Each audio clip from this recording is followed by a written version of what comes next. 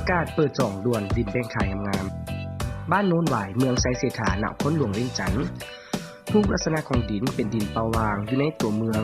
และก็เป็นดินสูงบ่ต้องถมสามารถปลูกสร้างได้เลยมีไฟฟ้าน้ำประปาสะดวกสบายเหมาะแก่การปลูกเรือนหรือที่อยู่อาศัยราคาเริ่มต้นเพียง1เมตร 1,900 บาทต่อตารางเมตรราคาสามารถต่อรองกันได้สามารถผ่อนระยะ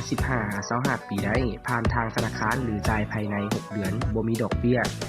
พิเศษดินของพวกเขาอยู่ใกล้กับเขตเศรษฐกิจพิเศษเซนวาสำนักงานห้องว่าการสภาแห่งชาติตึกใหม่บึงท่าหลวงศูนย์การค้าลาออเต็กมีหลายเส้นทางเข้าหาดินของพวกเขามาเตตลาดหัวขัวหรือเส้นทางเมืองจีนและเส้นทางเมืองน้อยเสียงดาและจะเห็นบ้านโน้นหวายเลี้ยวของโฮมแปดบ้านโน้นหวายเลยเข้าไปประมาณ300เมตรแล้วจะเห็นดินของพวกเขาเลยสนใจติดต่อสอบถามได้ที่เบอร์020 9708 8886ขอขอบใจ